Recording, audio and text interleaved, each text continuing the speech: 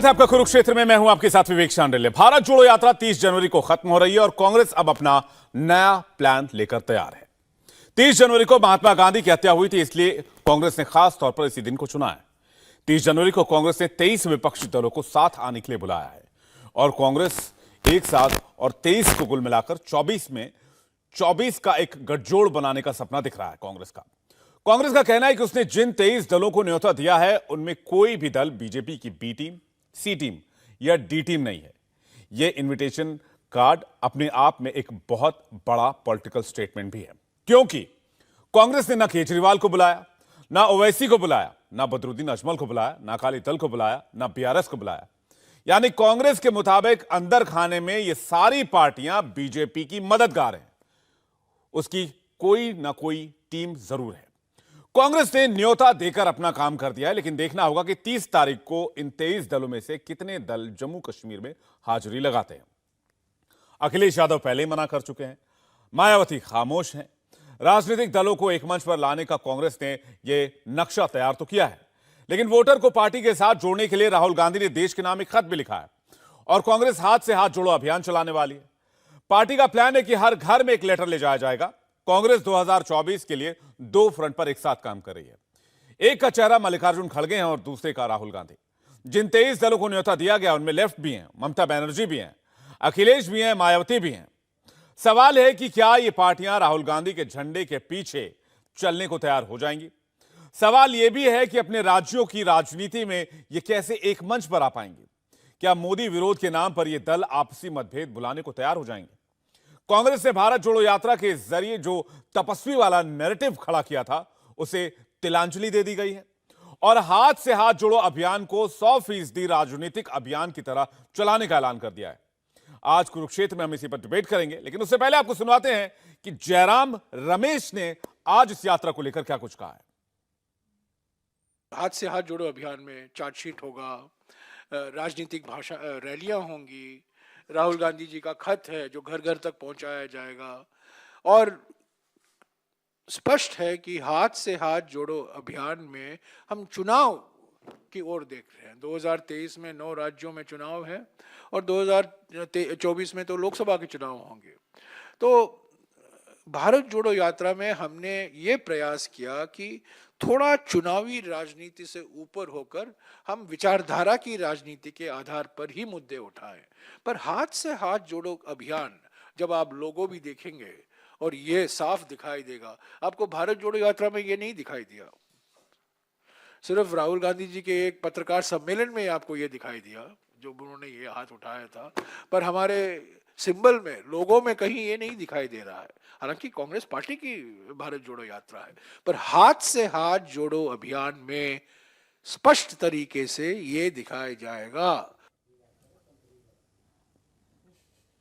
इस पर बातचीत करने के लिए मेहमानों का एक बड़ा पैनल हमारे साथ जुड़ गया। राकेश सिन्हा राज्यसभा सांसद हमारे साथ जुड़ गए, स्वागत है आपका। हर्षवर्धन त्रिपाठी हमारे साथ जुड़ गए हैं, सीनियर जर्नलिस्ट हैं, आपका भी स्वागत है। सुरेंद्र राजपूत हमारे साथ जुड़ गए हैं, प्रवक्ता है कांग्रेस पार्टी का, आपका भी बहुत बहुत स्वागत है। असीम वखार हमारे साथ जुड़ गए हैं, प्रवक्ता है एआईएमआईएम पार्टी का, आपका भी स्वागत है। सुरेंद्र जी, आपसे शुरू करता हूं। आखिरकार कांग्रेस ने बहुत हद तक ये मान लिया कि भारत जोड़ो यात्रा भी, उसका भी एक राजनीतिक पहलू था। बेशक वो मोहब्बत की यात्रा के नाम पर प्रचारित किया गया, लेकिन मकसद था कि राजनीतिक विचारधारा की लड़ाई लड़ी जाए, जिससे कि 2024 का रास्ता साफ हो। विवेक भाई देखिए, जब हम शुरुआत की है यात्रा की, आपसे भी कहा था कि देश में सांप्रदायिक तनाव है, विद्वेष है, देश में कहीं ना कहीं क्रॉनिक कैपिटलिस्टों के खिलाफ एक माहौल बनाना है कि देश की पूरे धन को, चाहे जनधन खाते के जरिए हो, चाहे कैसे भी हो, या किसी भी तरीके का हमारा टैक्स का वो हो, बैंकों के जरिए लोन 2, 4, 5 उद्योगपतियों को दे करके कहीं ना कहीं देश की अर्थव्यवस्था को कमजोर किया जा रहा है। देश जो है महंगाई की मार से है, देश बेरोजगारी की मार से है, देश में कहीं ना कहीं सीमा पर असुरक्षा है, अरुणाचल में गांव बन रहे, इन्हीं सब चीजों के खिलाफ तो भारत जोड़ो यात्रा थी। और ये कहीं ना कहीं ये राजनीतिक मुद्दे भी राजनीतिक दलों के लिए है। हमने इस यात्रा को तिरंगे के नीचे रखा था, कोई दलगत भावना नहीं थी। हाँ, आगे आने वाले समय में कांग्रेस पार्टी है, कोई एनजीओ तो है नहीं, राजनीतिक काम है तो राजनीतिक काम भी करेंगे। 30 तारीख के बाद हम क्यों नहीं करेंगे। और समान विचारधारा के लोगों को लेकर के अगर हम साथ चलते हैं तो उसमें किसी को आपत्ति क्या है। और सच बात यह है कि भारतीय जनता पार्टी के पिछले 8 साल के कुशासन में अगर क्या आपको नहीं लगता कि तमाम आपके साथियों के टीवी चैनल्स बंद हो गए हैं? क्या आपको नहीं लगता कि देश में बेरोजगारी की कितनी बड़ी समस्या है? क्या आपको नहीं लगता कि 59 रुपए में डॉलर था, आज 83 रुपए में हो गया है? क्या आपको नहीं लगता कि जीएसटी ने और नोटबंदी ने छोटे और मझोले व्यापारियों को कमर तोड़ दी है? क्या आपको नहीं लगता कि आज मैं व्यक्तिगत रूप से कहता हूं कि तमाम मीडिया चैनल्स के साथी मुझसे बात करते हैं कि पहले हम हवाई जहाज से चलते थे, अब हमको कहीं पे कोई कॉन्क्लेव करना होता तो हमें ट्रेन से भेज दिया जाता है। तो सच बात यह कि ऑस्टेरिटी मेजर्स जितने हो रहे हैं तो वो कहीं ना कहीं एक खराब अर्थव्यवस्था के प्रतीक नहीं है क्या? तो हम अगर रोजगार की बात करते हैं, महंगाई के विरोध की बात करते हैं, तो निश्चित तौर पर सभी लोगों को उसी तरीके से लेना चाहिए और भारतीय जनता पार्टी को भी रोजगार की और महंगाई को कम करने की व्यवस्था करनी चाहिए। ये जो अम्ब्रेला आप बना रहे हैं, आप कह रहे हैं इसमें एसपी भी आ जाए, बीएसपी भी आ जाए, इसमें टीएमसी भी आ जाए, इसमें, लेकिन ये जो बड़े राष्ट्रीय राजनीतिक पार्टियां हैं, चाहे वो टीएमसी हो गई, एसपी हो गई, बीएसपी हो गई, आपकी आम आदमी पार्टी हो गई, इनका साथ तो आपको है नहीं। दूसरा, इसी से जुड़ा एक और अहम सवाल है, उसके बाद मैं बाकी मेहमानों के पास चलूंगा, आपसे जवाब लेके आगे बढ़ूं, कि कांग्रेस के ऊपर ये दल इतना भरोसा कैसे जता पाएंगे? 2019 में वो तस्वीर देख चुका है देश, 2019 वाली चुनौती को आप पार नहीं पा पाए थे, एक बार उसी कोशिश में लगे हुए हैं। विवेक भाई, पहले मैं आपके दूसरे सवाल का जवाब दे दूं, फिर पहले सवाल का दे देता हूं। अगर हम 2019 में असफल हो गए थे तो क्या हम 2024 के लिए कोशिश नहीं करें? भाई, देश ने अगर बेरोजगारी, देश ने महंगाई, देश ने सीमा पर असुरक्षा, देश ने सांप्रदायिकता के विरोध की अगर कोई बात होती है तो निश्चित तौर पर हम आगे भी ट्राई करेंगे। हारना या जीतना तो जनता के हाथ में है, क्यों नहीं हम करेंगे ट्राई? और जितने हमारी समान विचारधारा के दल हैं, मैं पहले सवाल पर आपके आता हूं, तो क्या ये लोग भारतीय जनता पार्टी की नीतियों से परेशान नहीं है? ये हमारे साथ चलते हैं, स्वागत है। हमसे अलग रह करके भारतीय जनता पार्टी के मायावी जाल का विरोध करते हैं, उनका भी स्वागत है। कुछ लोग साथ चलेंगे और कुछ हमारे क्या नाम अलग से भी चलेंगे। तो मायावी जो ताकत है भारतीय जनता पार्टी को, कोई सर पे तीर मारेगा, कोई बाह में तीर मारेगा, कोई पैर पे मारेगा, कोई नाभि पे मारेगा। अंततोगत्वा लक्ष्य तो सभी लोगों का एक है कि भारतीय जनता पार्टी के कुशासन से, गरीबी से, महंगाई से, बेरोजगारी से, चीन की सीमा सुरक्षा से, कांग्रेस के झंडे तले संभव हो पाएगा कि नहीं हो पाएगा, मुख्य मुद्दा यह है। मैं आपके पास वापस लौटूंगा, हमारे साथ राकेश सिन्हा भी हैं, काफी देर से इंतजार कर रहे हैं। मैं ठीक है सुरेंद्र जी, मैं आ रहा हूं, अभी डिबेट लंबी चलेगी, करेंगे चर्चा इस पर। राकेश सिन्हा जी, 24 पार्टियां मिलाकर हैं अभी तक की, अगर लिस्ट को देखें कांग्रेस को इंक्लूड करके, जिनको न्योता दिया गया है, 24 के मुकाबले के लिए 24 पार्टियों को साथ आने को कहा गया है। और राहुल जी का एक खत भी दिया गया जो यात्रा निकाली जाएगी, हाथ से हाथ जोड़ो यात्रा, उसमें एक एक खत घर घर पहुंचाया जाएगा। तो क्या घर घर मोदी का एक मुकाबला करने की तैयारी 24 के चुनाव के मद्देनजर? देखिए, उससे पहले मैं एक बात कहना चाहता हूं, चूंकि पहले प्रवक्ता ने एक बात कही कि मोदी जी मायावी काम कर रहे हैं, तो मैं उस पर छोटी सी टिप्पणी कर दूं। देश की आपके करोड़ों व्यूअर्स को जानना चाहिए कि मायावी काम क्या होता है। लगभग 45 करोड़ लोगों को, जो यूनाइटेड स्टेट की पॉपुलेशन के से अधिक है, को बैंकिंग सेक्टर में लाए गए। ये बैंकिंग सेक्टर से बाहर थे। उसका लाभ क्या हुआ ये अब बताने की जरूरत नहीं है। कोविड के दौरान हमने उसका लाभ देखा और आज हम लाभ देख रहे हैं, जब किसानों को सीधा पैसा मिलता है, बिचौलिए नहीं रहते। राजीव गांधी का फ्रेज को, वो जी 100 में 15 पैसे को नरेंद्र मोदी जी ने अप्रासंगिक कह दिया था। दुर्भाग्य की बात थी, हम सब लोग बड़े गौरव से कोट करते थे, राजीव जी ने कहा 100 में 15 पैसा पहुंचता था। ये कहने वाला कौन था? तो देश का प्रधानमंत्री था। और उसके बाद भी लोग कहते रहे, हम ने भी कई बार बोला। आज लगा कि प्रधानमंत्री जी ने उस फ्रेज को, उस शब्द को, उस अवधारणा को अप्रासंगिक कर दिया। ये मायावी है। तो दो बातें और कहना चाहता हूं। 110 मिलियन लोगों को सैनिटेशन के अंदर लाया मोदी जी ने, ये मायावी काम है क्या? और 60 मिलियन पीपल को में टेप वाटर पहुंच गया, स्वच्छ पानी। ये मैं पुराना आंकड़ा बता रहा हूं, लेटेस्ट आंकड़े में प्रतिदिन कुछ वृद्धि हो रही है। यदि कांग्रेस पार्टी के और विपक्ष के लोगों को लगता है लोगों को स्वच्छ पानी पहुंचाना जो लोग बेचारे बैंक का दरवाजा नहीं देखे थे, बैंक अकाउंट खुल जाना, उनके बैंक में पैसे पहुंचना, जिन किसानों को भारतीय गणतंत्र से बाहर रखा गया था उनके अकाउंट में पैसा पहुंच जाना मायावी काम है। लेकिन राकेश जी, ऐसा मायावी 24 दलों का काम कांग्रेस के हमेशा साथ सभी दुनिया में आना, जिनको निमंत्रण दिया गया है, क्या वो 24 के लिए चुनौती है? जी, अब मैं आता हूं, चूंकि मैंने तो देखिए, मैंने ये बताया कि 2024 में 24 लोग दल आए या 44 दल आ जाए। 1952 में भी दर्जनों दलों ने चुनाव लड़ा था, कांग्रेस पार्टी जीती थी। 1977 में भी चुनाव हुआ था। एक बात मैं कहना चाहता हूं, नरेंद्र मोदी जी का नाम विकास का पर्याय बन गया है। नरेंद्र मोदी जी का नाम संस्कृति संवर्धन का पर्याय बन गया है। यह देश पहली बार संस्कृति, संस्कार और विकास के साथ आगे बढ़ रही है। इसका एक बड़ा प्रमाण है। एक बड़ी बात मैं कहना चाहता हूं, नरेंद्र मोदी जी ने सभी सरकारी योजनाओं का लोकतांत्रिकरण कर दिया है जी। कोई भी ऐसा कार्यक्रम नहीं है जिससे जनता जुड़ी हुई नहीं है। पहली बार लोकतंत्र जमीन पर दिखाई पड़ रही है। और एक छोटी सी टिप्पणी 24 दलों पर कर दे रहा हूं, ना किसी के पास सर है तो किसी के पास पैर नहीं है, किसी के पास हाथ है तो आंख नहीं है। ये दलें वही हैं जो छोटे छोटे अपने अस्तित्व बचाने के लिए है।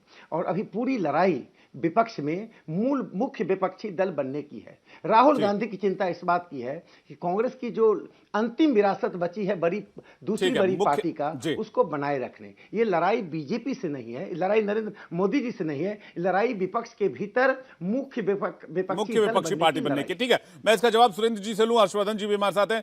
असीम वखार जी के पास जा रहा हूं, इंतजार करें, आ रहा हूं। सुरेंद्र जी आ रहा हूं, इसके बाद आ रहा हूं आपके पास। असीम वखार जी, आपको तो पहले ही बी सी डी पता नहीं कौन कौन सी टीम बता दे, आपको इन्विटेशन भी नहीं गया। आप भारत जोड़ने में सक्षम नहीं है, भारत जोड़ में आपको बुलाया नहीं गया। आपको तो पहले ही सर्टिफिकेट दे दिया गया है कि आप बीजेपी की कोई टीम है। आप नहीं, देखिए, इससे फर्क पड़ता नहीं है। भारतीय जनता पार्टी और कांग्रेस हम लोगों के लिए एक जैसे हैं। हमको बुलाया नहीं, या हमको बीडीसी जो भी टीम कह रहे हैं कहने दीजिए। मैं एक नाम ले रहा हूं, बदरुद्दीन अजमल साहब का, यूडीएफ आसाम। कांग्रेस के साथ कई साल से बेचारे गठबंधन में थे, कांग्रेस की मदद करते थे, कांग्रेस को सपोर्ट करते थे, कांग्रेस उन पर भरोसा करती थी, वो कांग्रेस पे भरोसा करते थे। एक सेकंड में तोते की तरह से नजरें फेर ली कांग्रेस ने। एक सेकंड में ये भी लिहाज नहीं किया कि इतने दिन उनके साथ रहे हैं तो थोड़ा धीरे धीरे अलग कर देते। मतलब रात में आप ठीक ठाक सोए और सुबह में जिसके साथ आप 10 साल से चल रहे थे वो बीजेपी का एजेंट हो गया, कोई और आरोप लगा के आप अलग हो जाते। आप ये कहते थे कि साहब हमारी इनसे नहीं पटेगी, आप ये कहते थे कि साहब हमारे दिल नहीं मिल रहे हैं। आप रात में बिल्कुल ठीक ठाक सोए, 10 साल तक दोस्ती रखी और सुबह उठे एकदम से बीजेपी एजेंट हो गए बदरुद्दीन अजमल साहब। यूडीएफ बीजेपी एजेंट हो गई। आप कहेंगे और देश मान लेगा। आप क्या समझते हैं कि जिसको आप जब चाहेंगे गले लगा लेंगे और जिसको जब चाहेंगे दुत्कार देंगे? क्या हैं हम लोग? पहले तो आप ये तय कर लीजिए कि आप खुद क्या हैं। अभी तक के जितनी भी स्टेट में अवाम ने, भाई गोवा में अवाम ने कांग्रेस को जिताया और कांग्रेस ने बीजेपी को सरकार में दे दिया। मध्य प्रदेश में अवाम ने कांग्रेस को जिताया और कांग्रेस के नेताओं ने बीजेपी की सरकार बनाई। मैं पूछ रहा हूँ, एक नहीं दसियों मिसालें मैं आपको दे दूँ। आपके विधायक, आपके एमपीज बीजेपी के समर्थन में, बीजेपी के साथ, और एजेंट आसिम वकार, असद ओवैसी साहब, बदरुद्दीन अजमल साहब। हिम्मत है तो जरा एक बार उनको कहिए, महाराज जी को, अपने लोगों को कहिए आप एक बार। नहीं कहेंगे जी। ये फैक्टर ही नहीं है। फैक्टर ये है कि देखिए, देश को बचाने की लड़ाई है, देश के नौजवानों के रोजगार को बचाने की लड़ाई है। देश जिस ट्रैक पर जा रहा है वो ट्रैक ठीक नहीं है, वो ट्रैक ठीक नहीं है। ये अलग बात है कि बीजेपी वाले बीजेपी को सपोर्ट करेंगे, कांग्रेस वाले कांग्रेस को सपोर्ट करेंगे, लेकिन देश को कौन सपोर्ट कर रहा है? ठीक है, ये तो देश की जनता तय करेगी, देश की जनता किसको सपोर्ट करती है। असीम वकार जी, मैं आपके पास वापस लौटूंगा। हमारे पास हर्षवर्धन त्रिपाठी जी एक कमेंट लेके, सुरेंद्र जी आपके पास कलेक्टिव जवाब लेने के लिए आ रहा हूं। हर्षवर्धन जी, फॉर्मूला थोड़ा समझ में नहीं आ रहा, क्योंकि जिन पार्टियों को कांग्रेस ने न्योता दिया है, ठीक है, उन्होंने बुलाया, आप हमारे साथ मंच साझा कीजिए, हम 24 में अलायंस बनाते हैं। लेकिन आप मोटा मोटी देखेंगे, अगर आप ये पूरा नॉर्थ का देखेंगे, नॉर्थ ईस्ट का देखेंगे, इसके अलावा आप अगर बड़े स्टेट में ले लें, एमपी ले लें, बिहार ले लें, आप इसके अलावा दिल्ली के, आप जो छोटा स्टेट है लेकिन दिल्ली की भी सारी सीटें ले लें, इन तमाम जगहों पर बीजेपी का दबदबा, मोस्टली लोकसभा सीटें बीजेपी के पास है और बीजेपी ने रिटेन किया।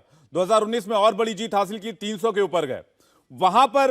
और जो कह रहे हैं राकेश सिन्हा जी की वहां पर मोदी के एक ब्रांड को चुनौती देना, या फिर जो विकास का पर्याय बन चुके हैं, विकास से और बाकी चीज से उन्होंने हर चीज को अपने आप को लिंक किया है, उसको चैलेंज करना, क्या वो कांग्रेस के लिए इतना आसान है 24 में? देखिए विवेक जी, असली राजनीतिक मैं टिप्पणी करूं उससे पहले एक थोड़ा सा अर्थशास्त्र का एक आंकड़ा, क्योंकि बड़ा जरूरी है। ये तो हम सब जानते हैं कि भारत दुनिया में सबसे तेजी से तरक्की करती हुई अर्थव्यवस्था है, लगातार सबसे तेजी से तरक्की करती हुई अर्थव्यवस्था है। दुनिया के सारे धन्ना सेठ जब उनको लगता है कि उनके पैसे पर मुनाफा कहां मिलेगा तो भारत चले आते हैं। चीन की जो सप्लाई चेन एक कहते हैं ना कि कहां से आएगा, तो चीन से आएगा, तो उसका विकल्प भारत बन रहा है। लेकिन एक आंकड़ा है जो रेटिंग एजेंसी इकरा ने जारी किया है जी। वो आंकड़ा ये है कि जो पिछले कुछ समय से उद्योग, जो हमारे यहाँ उद्योग धंधे थे, वो कर्ज बैंकों से ले रहे थे, वो कर्ज लेना उन्होंने कम कर दिया था। यानी बैंक के पास पैसे थे लेकिन उद्योगपति पैसे नहीं ले रहे थे। इस वित्तीय वर्ष में, क्योंकि 1 फरवरी को तो अगले वित्तीय वर्ष के लिए निर्मला जी बजट पेश करेंगे, लेकिन इस वित्तीय वर्ष में 18% ज्यादा, यानी 11.5 लाख करोड़ से बढ़कर 18 से 19 लाख करोड़ रुपए ये उद्योगपति कर्ज लेकर खर्च करने वाले हैं, जिसको अंग्रेजी में क्रेडिट ग्रोथ कहते हैं। तो भारत का जो स्थान है वो कितना ऊपर है, कितना बेहतर है, कितनी ऑप्टिमिस्टिक है, ये एक आंकड़ा बताता है। अब जैसे ही ये आंकड़ा आता है तो जो विकास की राजनीति है, जो नरेंद्र मोदी जिसको लेकर कहते हैं कि हम ये विकास की राजनीति करते हैं, और जिसकी वजह से ये पार्टियां भले ही कहती हैं कि महंगाई, बेरोजगारी, जो विकास है, इस पे चुनाव नहीं लड़े जाते, लेकिन अंत में वो हिंदू मुसलमान पर जाती हैं। उनको लगता है कि अगर ये सेकुलर वाली पॉलिटिक्स होगी, जो 23+1 है, उसको आप ध्यान से देखें तो किसी डेवलपमेंट पॉलिटिक्स की बात नहीं हो रही। इसीलिए वो असदुद्दीन ओवैसी की पार्टी को बी टीम कहेंगे, इसीलिए वो बीआरएस को कहेंगे बी टीम है, इसीलिए अकाली को कहेंगे। दरअसल कांग्रेस का संकट ये कि जिन राज्यों में अब उसकी जाने की बारी है, या जहां वो नंबर 2 की प्लेयर थी, या जहां उसे लगता है कि मुस्लिम मतदाता समूह उससे छीन सकता है, या उसके पास अभी कुछ बचा है, वहां वो दूसरी तरह की राजनीति कर रही है। उत्तर प्रदेश और बिहार जैसे राज्यों में पूर्णतः समर्पण की मुद्रा में है। ये भारतीय जनता पार्टी को हराने का फॉर्मूला नहीं हो सकता। इसीलिए 23+1 एक पोस्चरिंग के तौर पर, फोटो अपॉर्चुनिटी के तौर पर, जैसा बेंगलोर में हुआ था, बहुत अच्छा है, लेकिन इससे आप राजनीतिक तौर पर लाभ हासिल कर पाएंगे, ये होता दिखता नहीं। जी, सुरेंद्र राजपूत जी, आपका जवाब। हर्षवर्धन जी बड़े अच्छे इंसान हैं, एक लीनिएज है इनकी अपनी संघ की, करेंगे बिल्कुल। इनको आजकल बड़ी मोहब्बत आ गई है ओवैसी साहब से। जब से उन्होंने जिन्न की बात बोली और जिन्ना की बात बोली, तब से हर्षवर्धन जी बड़े मोहब्बत करने लग गए हैं ओवैसी साहब। बहुत करिए मोहब्बत हर्षवर्धन जी, लेकिन देश से भी मोहब्बत कीजिए। क्रेडिट एजेंसीज की बात करके आप कम से कम ये तो बता दीजिए ना कि 59 रुपए का डॉलर 83 रुपए में क्यों हो गया। आप कम से कम ये तो बता दीजिए कि देश पर 2014 में 50 लाख करोड़ का कर्ज था, 150 लाख करोड़ का क्यों हो गया, और आपने उस 150 लाख यानी 100 लाख करोड़ रुपए का किया क्या, कहां आप लोगों ने वो लगा दिए। आप ये भी बता दीजिए कि 2014 से 2020 तक 27 लाख करोड़ रुपए आप क्या नाम भारतीय जनता पार्टी, आपकी समर्थक पार्टी ने क्या नाम लोगों से लूटा है पैसा एक्साइज ड्यूटी का, तो वो भी कहां चला गया। आप बड़ी बड़ी इकरा की और फिकरा की और पता नहीं किस किस की, जब चाहते हैं विदेशी एजेंसियों के क्रेडिट रेटिंग जो अच्छी आती है उस पर आप लोग चर्चा करने लगते हैं। अजीब किस्म की बात है, आम आदमी के पास रोजगार हाथ में नहीं है, आपको क्रेडिट एजेंसियों की पड़ी है। खैर, दूसरी बात मैं आपसे बताऊं कि मायावी तो राकेश जी बिल्कुल सही कहा आपने, मायावी तो आप लोग हो, इसमें तो कोई दो राय नहीं। आप लोग जो होता नहीं है, मदन कुंडू जादूगर होता था पहले यहां लखनऊ में, वो करता क्या था कि वो अपना एक चद्दर सी बिछा करके ताजमहल गायब कर देता था।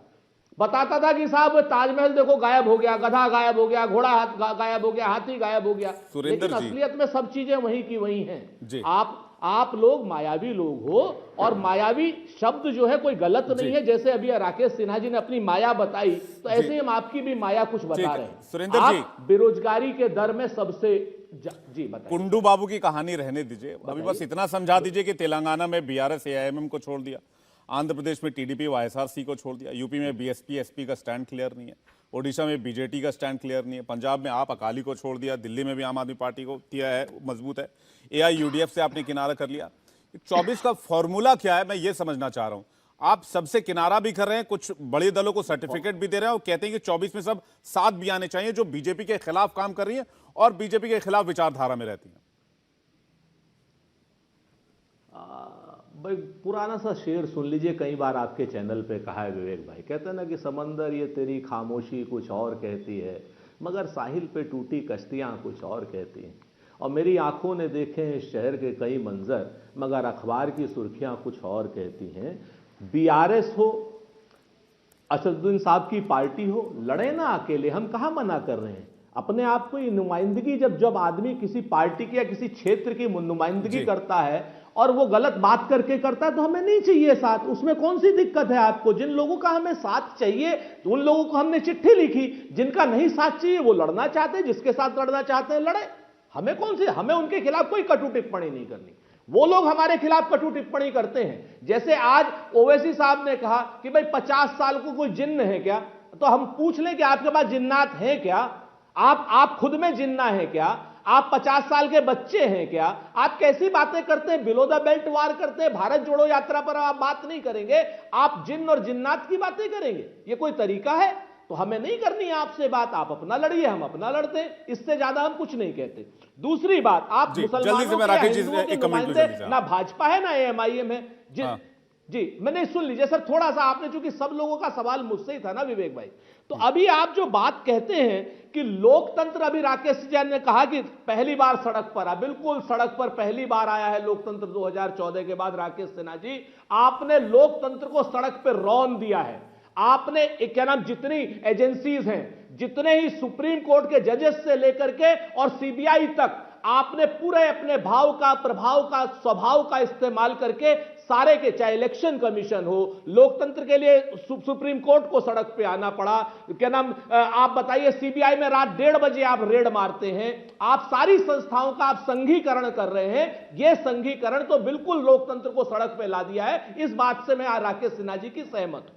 आ जाइए आप, क्या नाम, देश में आगे क्या होगा 24 दलों का, तो हम बहुत स्पष्ट रूप से कहते हैं कि वक्त आने पर बता देंगे तुझे आसमां, हम अभी से क्या बताएं क्या हमारे दिल में है। 2024 में मोदी जी की माया नहीं चलेगी, निश्चित तौर पर जान लीजिए, उनकी मायावी ताकतों का दमन जो है प्रमुख विरोधी दल करेंगे। तो कांग्रेस का दावा है कि 24 में 24 दल एक साथ आएंगे और 24 में बीजेपी को बड़ी चुनौती देंगे। राकेश जी से मैं जवाब लूं। राकेश जी, सवाल फिर से वही है, वो अभी भी दावा कर रहे हैं कि सभी प्रमुख विपक्षी दल एक साथ आएंगे जो बीजेपी की विचारधारा से सहमत नहीं है और 24 में सरकार बनेगी। लेकिन सवाल ये कि क्या कांग्रेस के बैनर तले सरकार बनेगी या फिर कोई और पार्टी जो सबसे बड़ी पार्टी बनकर उभरेगी? देखिए, हम सब जानते हैं और कांग्रेस का स्वभाव हम सबको जानना चाहिए, और कांग्रेस का स्वभाव जानने के लिए बहुत पीछे जाने की जरूरत नहीं है। जब सोनिया गांधी कांग्रेस की पहली बार अध्यक्ष 1998 में हुई, तो मध्य प्रदेश के पंचमढ़ी में सितंबर के महीने में चिंतन शिविर हुआ। उस पर सोनिया गांधी जी ने क्या कहा, कांग्रेस ने क्या प्रस्ताव पारित किया, हम किसी भी छोटे मोटे दल पर निर्भर नहीं करेंगे शॉर्ट टर्म गेन के लिए, और हम अपने बलबूते पर सरकार बनाएंगे। ये छोटे मोटे दल खतरे हैं, इनको डेंजर बताया, इनका उपहास किया, इनकी उपयोगिता पर सवाल खड़ा कर दिया। आज 1998 में जिसकी उपयोगिता पर सवाल खड़ा कर रहे हैं, 2022 में उनके शरणागत जा रहे हैं। किन दलों का सहारा ले रहे हैं? डीएमके और कांग्रेस में क्या साम्य है बता दीजिए। कांग्रेस पार्टी और कांग्रेस पार्टी का किस पार्टी से वैचारिक साम्य है बता दीजिए। तुष्टीकरण की नीति छोड़कर, मुस्लिम वोट बैंक की नीति को छोड़कर क्या साम्य है? स्ट्रेटेजिक रूप से ये कुछ मुस्लिम पार्टियों को नहीं बुलाया, जो कहा गया कि अचानक रात तक साथ थे, सुबह छोड़ दिया। इनका स्ट्रेटेजी है वोट बैंक की। अब इनको लगता है कि जो हिंदुत्व की विचारधारा है, यानी देश की सांस्कृतिक उत्थान की विचारधारा है, उस सांस्कृतिक उत्थान से अलग रहकर हम नहीं कर सकते हैं। इसे राहुल गांधी को तपस्या नजर आ रहा है। कोई पहला व्यक्ति है जो कहता मैं तपस्वी हूं। महात्मा गांधी की पार्टी में कभी महात्मा गांधी ने अपने को महात्मा ने कहा, ये अपने को तपस्वी कह रहे हैं। पूरे प्रेस कॉन्फ्रेंस में बताइए, राहुल गांधी ने प्रेस कॉन्फ्रेंस जब किया था तो उन्होंने एक बार भी देश की आर्थिक सामाजिक नीति का कोई विकल्प नहीं दिया। वो सिर्फ राहुल मर गया, राहुल नया राहुल आ गया, वो राहुल छोड़ दिया, नया राहुल पूरा राहुल गांधी, यानी व्यक्तिवाद वंशवाद जिस पार्टी की बुनियाद में हो, उस पार्टी से उम्मीद करना कि लोकतांत्रिक तरीके से सभी दलों को साथ लेकर जाएगा, यह संभव है। जो अपने पार्टी के ही वरिष्ठ लोगों को चुना लगा दिए। मैं सोनिया गांधी ने क्या किया सीताराम केसरी के साथ और पीवी नरसिम्हा राव के साथ, उसका जिक्र नहीं करना चाहता हूं। अभी गुलाम नबी आजाद के साथ क्या किया, अभी उन वरिष्ठ आनंद शर्मा के साथ क्या किया। शिमला में चुनाव था, हिमाचल में चुनाव था, आनंद शर्मा को कितने चुनाव में ले जाएगा, सबसे वरिष्ठतम नेता को। जिस पार्टी राकेश जी, सवाल तो ये भी है ना, चलिए इसको थोड़ा सा, ठीक है राकेश जी, थोड़ा सा एक कदम आगे लेके चलते हैं।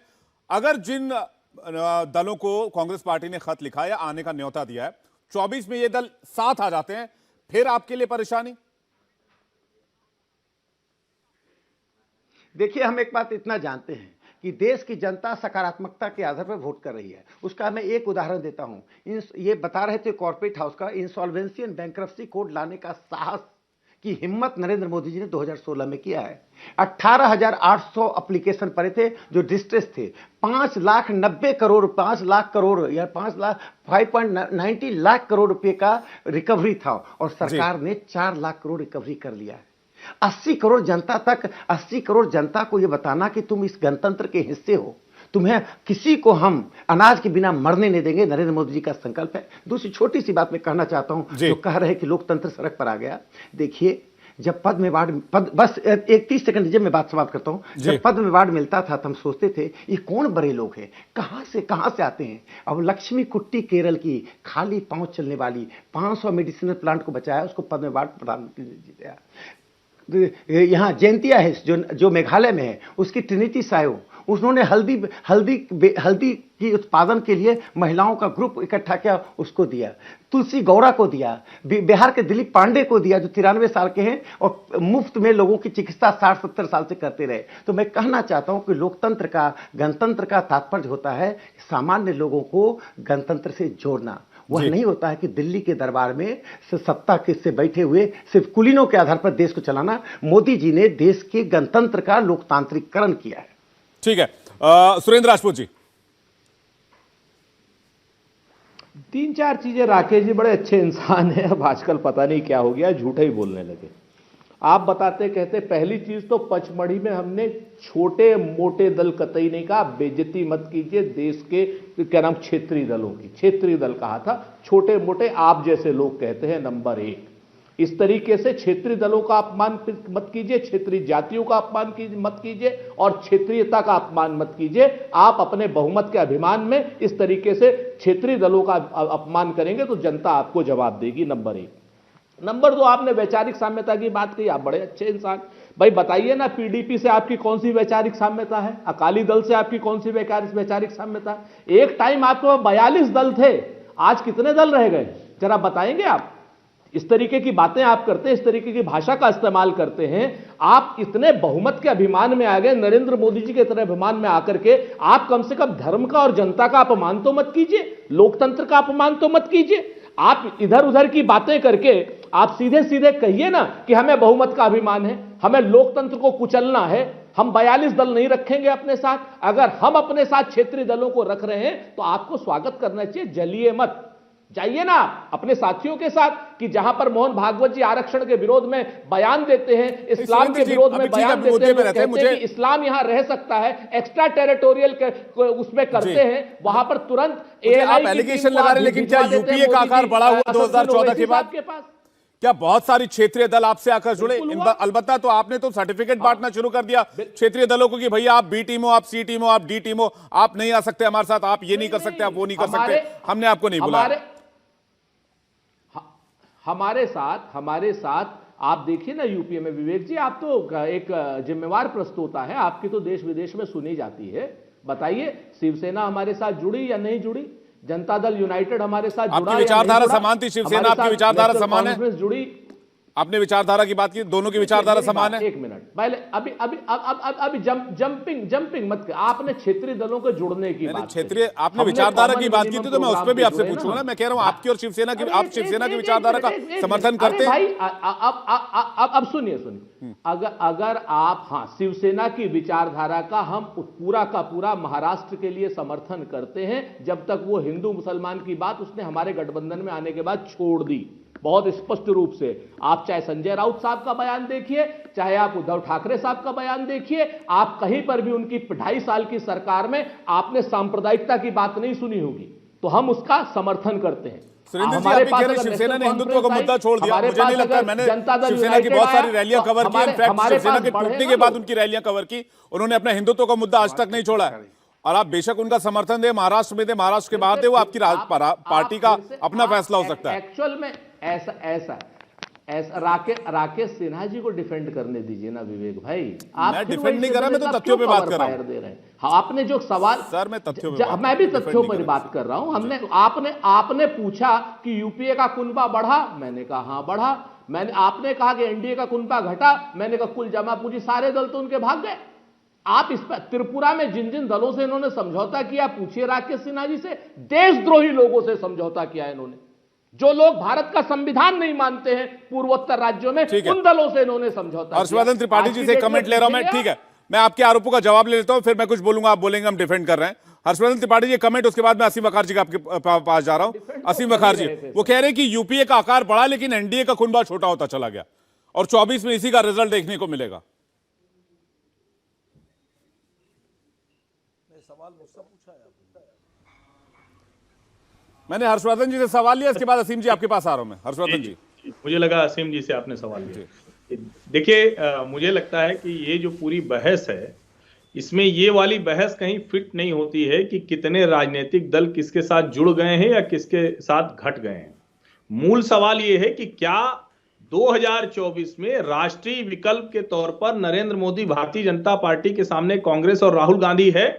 इस सवाल का जवाब यह आता है कि कांग्रेस पार्टी 50 से 100 कैसे पहुंचेगी, इसका अभी कोई फ्रेमवर्क नहीं दिख रहा है। अब सुरेंद्र राजपूत जी नाराज होंगे, कहेंगे कि हर्षवर्धन जी संघी हो गए। आजकल वैसे भी इन लोगों को जब कुछ तर्क नहीं सूझता है तो एक अच्छा खोज लिया है कि संघी हो गए। चलो ठीक है, आप जो मानते हो मान के, लेकिन इसका जवाब दीजिए कि उत्तर प्रदेश, हम मान जाएंगे सर, उत्तर प्रदेश और आप जिम्मेवारी से आज के बाद नहीं कहूंगा हर्षवर्धन जी। नहीं, राष्ट्रीय स्वयं आप संघी नहीं, देश का बहुत महत्वपूर्ण संगठन है। अरे कहिए ना सर, आप कहिए, मेरा संघ से कोई नाता नहीं है, मैं मान जाऊंगा सर, आप मेरे मित्र हैं, मैं क्षमा मांग लूंगा। सुरेंद्र राजपूत जी, मैं यहाँ एक पत्रकार के तौर पर 2.5 दशक से ज्यादा की पत्रकारिता और स्वतंत्र पत्रकार हूं, किसी के साथ बंधुआ भी नहीं हूं। आप पार्टी के बंधुआ हैं, मैं किसी का बंधुआ नहीं हूं। मैं जिसके ऊपर चाहे, अरे हम किसी के बंधुआ, आप कहिए कि आपका संघ से कोई लेना देना नहीं है, मैं बाकायदा आपको प्रणाम करूंगा, आप मेरे बड़े भाई हैं। देश का कहिए सर, आप कह दीजिए संघ से कोई मेरा मतलब नहीं है और मैं संघ का निषेध करता हूं।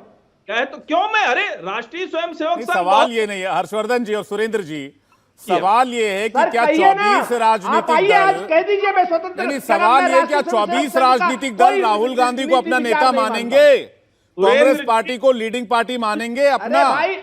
आप सवाल ये नहीं, अभी ने मुझे टीवी डिबेट में अभी हर्षवर्धन जी को सर्टिफिकेट नहीं दिलवाना और आपको भी नहीं दिलवाना है। मेरे पास इससे भी कीमती विचार के, इससे भी कीमती मुद्दों के लिए ये समय है। जी एक लाइन में वो बार बार मुझसे पूछ रहे हैं कि आपका संघ से लेना देना है कि नहीं।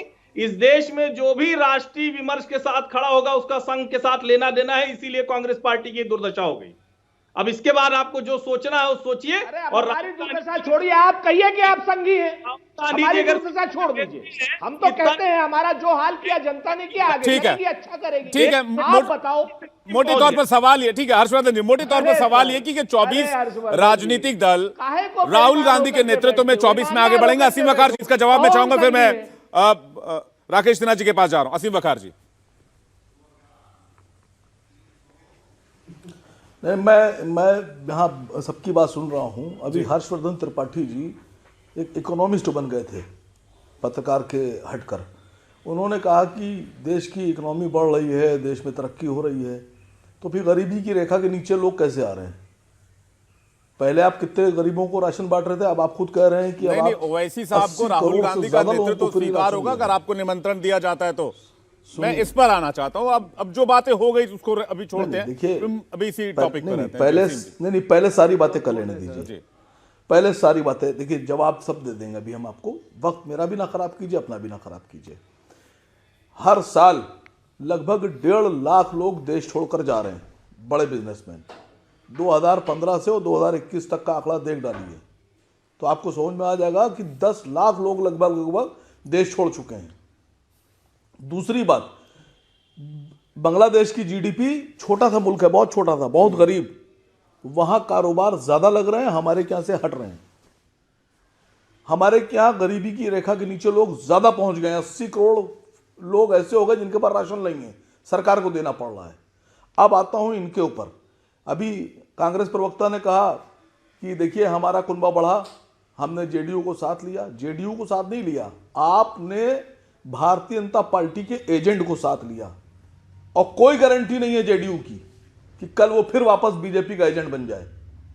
आप ये बता रहे हैं कि हम इनको लेंगे, हम उनको लेंगे। सर आप ये तय कर लीजिए कि आपके साथ आएगा कौन। जगन मोहन रेड्डी आप साथ आने को तैयार नहीं है। आपने उनके साथ जो काम किया था वो जिंदगी में नहीं भूलेंगे। अभी नीतीश कुमार भी आपको कहीं भी राहुल गांधी जी को पीएम अगर आप घोषित करेंगे तो वो आपके साथ नहीं आएंगे। ममता बनर्जी भी राहुल गांधी को पीएम घोषित करने के बाद आपका दामन कभी नहीं पकड़ेंगी, साथ छोड़ देंगी आपका। मायावती जी आपके साथ नहीं आएंगी, समाजवादी पार्टी आपके साथ नहीं आएगी, केसीआर आपके साथ नहीं आएंगे। और आप बता रहे हैं कि हमारा, आप उन लोगों को अपना न्योता दे रहे हैं जो बिल्कुल बेचारे दबे कुचले दल हैं, जो आपको अपना नेता मान रहे हैं, जो खुद मुख्तार लोग हैं, जिनकी अपनी कोई हैसियत है, वो आपको नेता नहीं मान रहे हैं। आप उनको अपना न्योता नहीं दे रहे। हम आपके साथ आए ना आए ये अलग की बात है, हम अपनी राजनीति अलग कर रहे हैं, हमारा अपना एक बेस है। आप क्यों नहीं समझते इस बात को? ठीक है सुरेंद्र राजपूत जी, उसका मैं राकेश सिन्हा जी का फाइनल कमेंट के लिए जाऊंगा। सर मैं तो देखिए फिर आसिम बकार जी, मैंने तो आसिम बकार जी खाम खा नाराज कर रहे हैं। पहली फिर अभी एक राकेश सिन्हा जी ने क्षेत्रीय दलों पर एक अभद्र टिप्पणी की, अब आसिम बकार साहब गलती से कर गए या जानबूझ करके कर गए। भाई जिनका वकार है या नहीं है, कि आपको शिवसेना का वकार नहीं लगता, जनता दल यूनाइटेड का नहीं लगता, आरजेडी का नहीं लगता, आपको क्या नाम जो हमारे डीएमके है जो सत्ता में है उसका नहीं लगता, झारखंड मुक्ति मोर्चे का नहीं लगता, तो ये आप बता सकते हैं, आप लोग सर्टिफिकेट बांट सकते हैं, हम नहीं बांटते, बहुत स्पष्ट रूप से। नंबर 1। नंबर 2, आपको तो मैंने पहले ही कहा कि भाई हम आपके साथ नहीं आना चाहते, आप अपनी अलग लड़ाई लड़िए, आपको मोदी जी से लड़ना है लड़िए ना, आप परेशान क्यों हो रहे हैं? आप खाम में कभी बदरुद्दीन अजमल साहब का नाम लेने लगते हैं, कभी किसी का। आप अपनी लड़ाई खुल के लड़िए।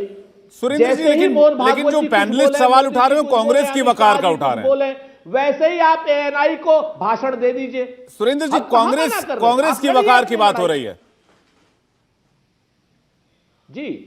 मैं कह रहा हूं कांग्रेस की वकार की बात हो रही है, से लेके कटक तक आप मेजर राज्यों में ले लीजिए।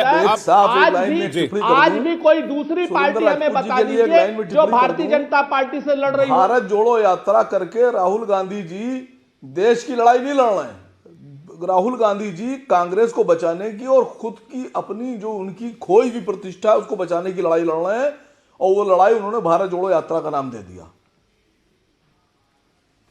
सुरेंद्र जी, मैं जवाब दे दूं सर? हाँ जल्दी से, फिर मैं राकेश सिन्हा जी के पास जाऊं। आप देखिए, हम तो बहुत स्पष्ट है असीम बकार साहब, हम आपके मत को नहीं चेंज करना चाहते। आपका मत है, आपने तो हमें जिन्न भी कह दिया। जनता तय करेगी ना कौन जिन्न है और कौन जिन्ना है। जनता तय करेगी ना कौन भारतीय जनता पार्टी की बी टीम है, कौन जो है मोहन भागवत जी के बयान पर तुरंत लपक करके मोहन भागवत जी को कवर फायर देने चला जाता है। जनता तय करेगी ना कि मोदी जी और अमित शाह जी के बयानों पर कौन जाकर के कवर फायर देने के लिए हैदराबाद से आ जाता है। जनता को तय करने दीजिए, हम आपके ऊपर कोई आरोप नहीं लगाएंगे।